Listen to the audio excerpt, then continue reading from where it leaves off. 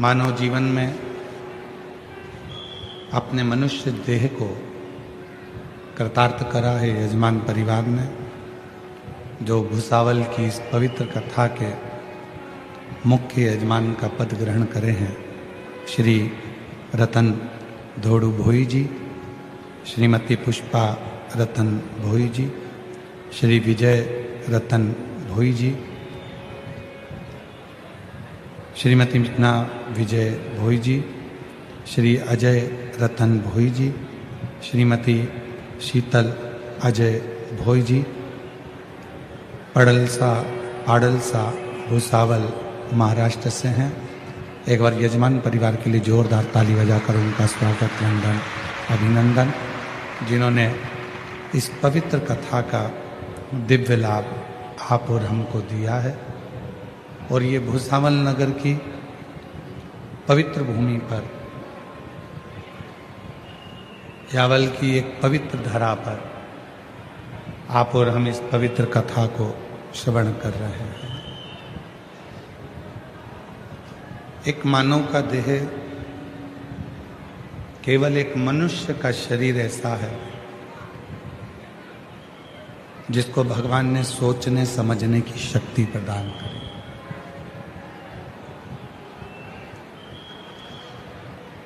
आज कथा मंडप में विराजमान क्षेत्र के विधायक महोदय एवं अध्यक्ष महोदय, उनको भी मैं साधुवाद देता हूँ जो इस पवित्र कथा में आप लोग पधारे। केवल एक भाई रुपेश, उधर बार बार पब्लिक चिल्ला रही है तो वहां आदमी को भेजकर मालूम करते हो।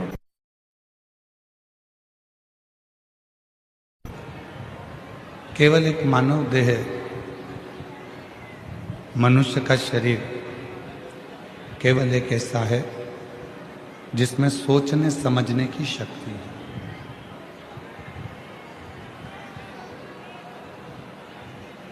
जिसमें विचार करने की शक्ति है, जिसमें सहन करने की भी शक्ति है, जिसमें अपनी विचारधारणा को समझने की भी शक्ति है। और वो है तो केवल एक मानव का देह है, मनुष्य शरीर, मनुष्य देह। क्यों? 84 लाख मानव, ये 84 लाख जो जीव की योनियां होती हैं, 83,99,999 योनियां पशु पक्षी की हो जाती है, जीव जंतु की हो जाती है।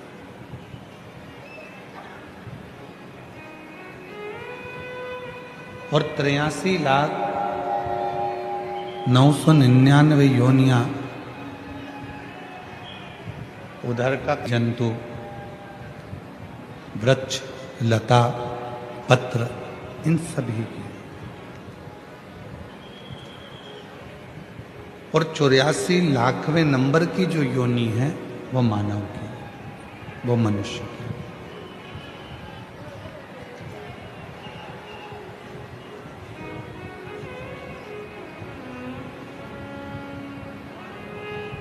चौरासी लाखवें नंबर की जो योनि है वो मानव देह की, वो मनुष्य की। अब 83,99,999 योनियां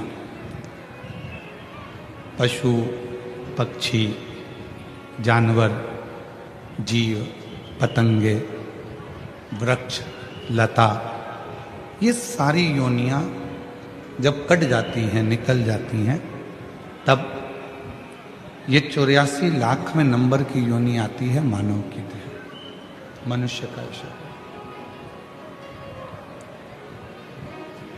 तो क्यों भगवान शिव ने, भगवान विश्वनाथ ने आप और हमको मानव की देह देकर ये सोचना, समझना, विचार करना, ज्ञान अर्जित करना और ज्ञान देना क्यों शिव जी ने हमको ऐसा बनाया? केवल समझने की शक्ति, धारण करने की शक्ति, विद्वत्ता की शक्ति, ये सब देवाधिदेव महादेव ने मनुष्य को ही क्यों दी? क्योंकि आखिरी योनि है, 84 लाखवें नंबर की यह योनि है, मानव का देह।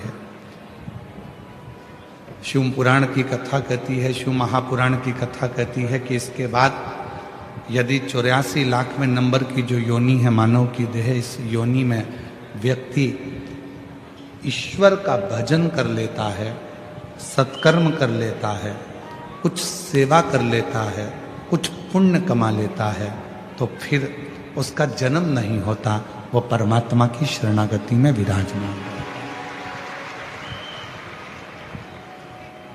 पुनरपि जन्म पुनरपि मरणम के प्रपंच से अगर कोई छूटना है तो यह मानव की देह है, मनुष्य की देह, मानव का शरीर है।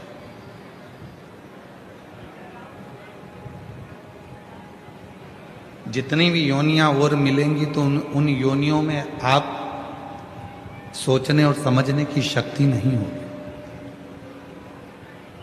केवल एक मानव की देह है जिसमें सोचने और समझने की शक्ति है। आप सोचते हो, समझते हो, इसलिए होटल वाला अपने दरवाजे पर लिखता है वेज नॉन वेज। बोलो सही है कि गलत? जम के तो बोलो। आप में सोचने समझने की शक्ति है, इसलिए होटल वाले ने लिखा वेज एंड नॉन वेज। आप सोच समझ सकते हो तो वेज खाओगे, और अगर आप में सोचने समझने की शक्ति नहीं है तो आप नॉन वेज की ओर बढ़ जाओगे। ये आपकी समझ। होटल वाले को मालूम है कि संसार में दोनों तरह के लोग हैं, वेज वाला भी है और नॉन वेज वाला, इसलिए उसने होटल पर लिख दिया वेज एंड नॉन वेज दोनों।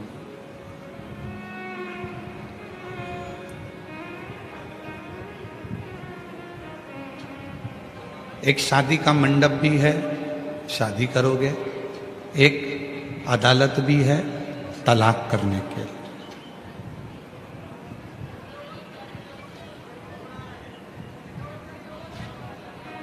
कोई व्यक्ति ने एक प्रश्न किया कि गुरुजी, ये तलाक, ये अदालत, अभी अभी तलाक के केस चालू हुए कुछ सालों से, क्या पहले तलाक नहीं होता था? तो हम उनसे कहते हैं कि पहले तलाक की जरूरत ही नहीं पड़ती थी। पति पत्नी का आपस में इतना साझा हुआ करता था कि वो एक दूसरे के लिए मरने को तैयार हो जाते थे, पर अलग होने को तैयार नहीं थे। हमारे सनातन धर्म में ये तलाक की जो प्रथा है ये नहीं थी, ये दूसरे धर्म की है। 3 बार बोल दिया अलग हो गए, ये दूसरे धर्म की। हमारे सनातन धर्म में तो एक बार जो गठजोड़ा बनता है, बंधन बनता है, फिर वो अंतिम समय तक भी, आखिरी श्वास तक भी, अर्थी पर लेटने तक भी वो संबंध बना रहता है और वो आखिरी संबंध तक निपटा है, उसको तोड़ा।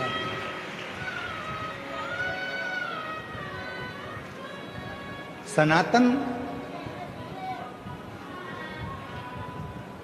तलाक को पीछे रखता है, सनातन प्रेम को आगे रखता है, सनातन श्रद्धा को आगे रखता है, सनातन विश्वास को आगे लगता है।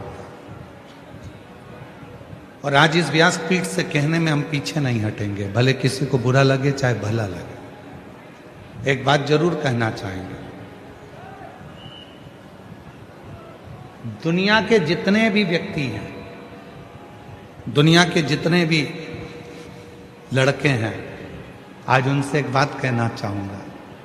दुनिया के जितने लड़के हैं उनसे एक निवेदन करना चाहूंगा, अगर तुम्हारी किस्मत में कोई शंकर जी की पूजन करने वाली, कोई शंकर जी का व्रत करने वाली कोई लड़की तुम्हारी किस्मत में अगर मिल जाए तो समझ लेना तुम्हारे जैसा कोई किस्मत वाला नहीं होगा, तुम काल के जाल से भी निकाल कर ला सकते।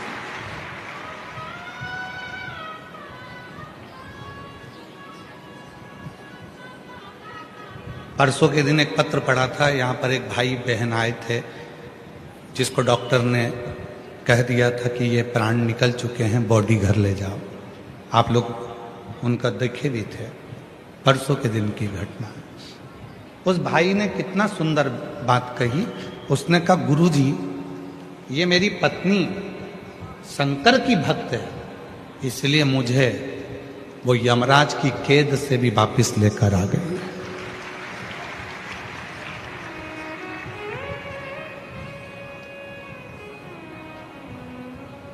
तुम्हारी पत्नी अगर शंकर जी के मंदिर में जा रही है, एक लोटा जल चढ़ा रही है, सोमवार का व्रत कर रही है, प्रदोष का व्रत कर रही है, 16 सोमवार व्रत कर रही है, पशुपति व्रत कर रही है, सोमवार की अष्टमी का व्रत कर रही है, तुम खुश होना कि भगवान ने तुमको ऐसी धर्म पत्नी दी है जो तुम्हारे सिर पर काल भी अगर आ रहा होगा तो उसके व्रत करने से तुम्हारे काल को भी टाल देगी।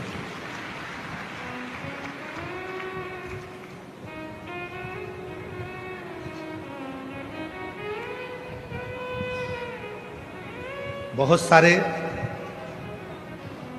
एक कहाँ के वकील थे आशीष, एक वकील जो अपने को मिले थे हाई कोर्ट के, कहाँ के थे? महाराष्ट्र, सूरत। एक सूरत में एक वकील मिले थे, पति और पत्नी दोनों वकील। हाई कोर्ट के वो वकील हैं, गवर्नमेंट। जब वो हमसे मिलने के लिए आए तो हमने उनसे पूछा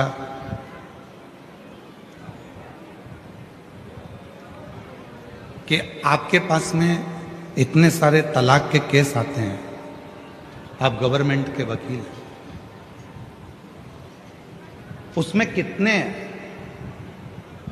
लड़कियां ऐसी हैं जो शिव की आराधना करती हैं और उनको तलाक लेना पड़ रहा है? वो हाई कोर्ट का वकील सूरत के कहते हैं, मैं पूछता हूं क्योंकि मैं खुद शंकर का भक्त हूं, तो मैं लड़के से भी पूछता हूं क्या तुम शिव की पूजन करते हो? और ये बात हमने सूरत की कथा में भी कही है, अगर हो तो वो वकील का फोटो भी आपको मिलेगा उसमें। लड़की से भी पूछते हैं, वो वकील कहते हैं हमने लड़की से भी पूछा कि आप शिव की पूजन करते हो? तो कहा गुरुजी, जो लड़की शिव को एक लोटा जल चढ़ाती होगी, जो बेटी जो बेटा शंकर से लगाव रखता होगा, उसका जिंदगी में कभी तलाक नहीं हो सकता, क्योंकि वो शिव से इतना प्रेम करते हैं और शिव प्रेम परोसते हैं।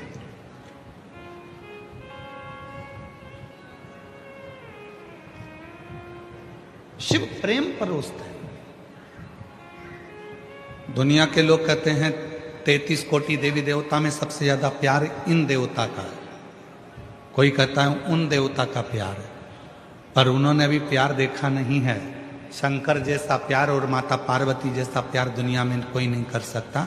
जो एक जन्म नहीं 51 जन्म माता पार्वती ने केवल शिव के लिए लिए और शंकर जी अपनी अर्धांगिनी के लिए। कोई दूसरी शादी नहीं करे तो पार्वती के जन्म का इंतजार करते रहे कि सती शरीर छोड़ी है, जन्म लेगी, पार्वती बनकर आएगी, पार्वती उमा बनकर आएगी, वो बनकर आएगी तो मैं उसको अपनाऊंगा, बाकी का किसी को नहीं अपनाऊंगा। इसको प्यार कहते हैं, इसको प्रेम कहते हैं।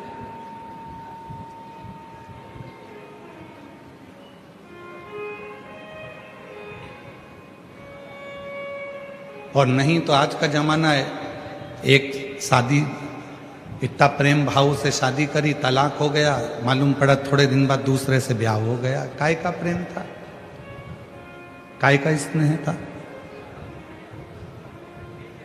महाराज, प्रेम जब शिव से जब प्रेम होता है, भगवान शंकर से जब आप प्रेम करते हो, स्नेह करते हो, जल चढ़ाते हो, पूजन करते हो, वो प्रेम इतना बढ़ जाता है, इतना बढ़ जाता है कि शरीर संत हो जाता है। फिर कोई भेद नहीं रहता, फिर कोई विवाद नहीं रहता, फिर आपस में कोई क्लेश नहीं रहता, फिर कोई झगड़ा नहीं रहता। और मेरा निवेदन है इस पंडाल में बैठी हुई सब मेरी जीजियों से, मेरे जीजाओं से, मेरी बेटियों से, बेटाओं से, मेरे बुजुर्ग माँ बाप से, और जितने आस्था चैनल पर कथा सुन रहे हैं, जितने सोशल मीडिया पर कथा सुन रहे हैं, उनसे भी अपने बच्चों को शिव जी के मंदिर की सीढ़ियां चढ़ाना प्रारंभ करो। अपने बच्चों को शंकर जी के मंदिर में एक लोटा जल चढ़ाने के लिए भेजना प्रारंभ करो। अपने घर के बच्चों को शंकर का दरवाजा दिखाओ। अगर तुम्हारे बच्चे शिव की शरणागति में रहेंगे और शंकर से प्रेम करने लगेंगे तो तुम्हारे बच्चों की जिंदगी कभी बर्बाद नहीं होगी, चाहे वो बेटा हो चाहे वो बेटी।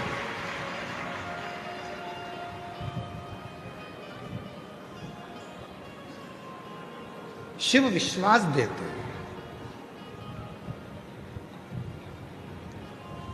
कबीरा बाबा ने बड़ी सुंदर एक बात कही है कि एक बार कबीरदास जी काशी में घूम रहे थे और काशी में भ्रमण करते करते कबीरा बाबा एक जगह पर पहुंच गए। दो माताएं बैठी थी, बीच में चक्की थी। कबीरदास जी देख रहे थे, वो चक्की चला रही थी। एक उधर बैठी एक इधर बैठी और दोनों मिलके चक्की चला। थोड़ी देर कबीरदास जी वहां रुक गए। बड़े कबीरदास जी ने ध्यान से देखा और देखते देखते कबीरदास जी थोड़ी देर में रोने लगे। अब कबीरदास जी रोते और थोड़ी देर बाद फिर कबीरदास जी हंसने लगते, फिर रोते फिर हंसते। दोनों महिलाओं ने आपस में बात करा कि कबीरा तो न जाने कहां बुद्धि खो बैठा। बताओ, चलती हुई चक्की को देखकर कबीरा कभी रोता है और कबीरा कभी हंसता। और चलती चक्की देख कर दिया कबीरा रो, दो पाटन